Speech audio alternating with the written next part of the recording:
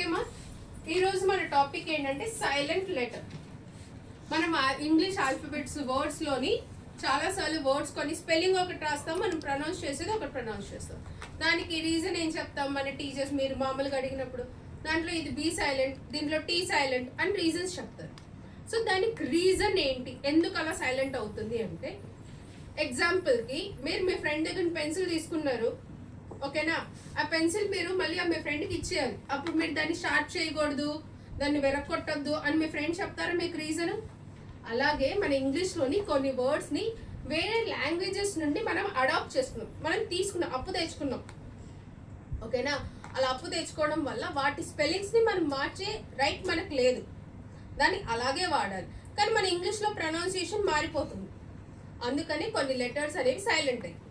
దాంట్లో ఉండే మనం ఇప్పుడు ఫస్ట్ ఏ అనే లెటర్ ఎక్కడెక్కడ సైలెంట్ అవుతుందని చూద్దాం మనం.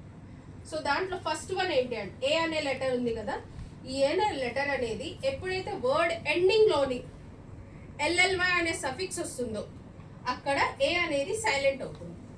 అంటే ఏ ఎల్ఎల్వై అని ఉన్నా దాన్ని మనం ప్రొనౌన్స్ చేసేటప్పుడు ఎల్వై అని ప్రొనౌన్స్ చేస్తుంది. అంటే ఫర్ ఎగ్జాంపుల్ ఇక్కడ చూడండి, మనం మామూలుగా తెలియని వాళ్ళు ఏమని ప్రొనౌన్స్ చేస్తుంది, దీన్ని బేసికలీ అంటారు. కానీ ఇక్కడ కా అనేది ప్రొనౌన్స్ అవ్వదు, ఏమని ప్రొనౌన్స్ చేస్తాము? బేసిక్లీ.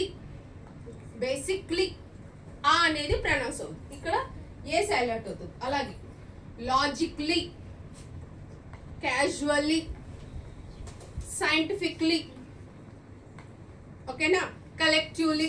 ఇక్కడ ఏ అనేది ఎక్కడ వచ్చిన ఏ ఎల్ఎల్వైలో వచ్చినప్పుడు ఏ అనేది మనం ప్రొనౌన్స్ చేయము, ప్రొనౌన్స్ చేయకుండా ఇలాగే బేసిక్లీ, లాజిక్లీ, క్రిటిక్లీ. మనం రాసేటప్పుడు క్రిటికల్లీ అని రాసిన దాన్ని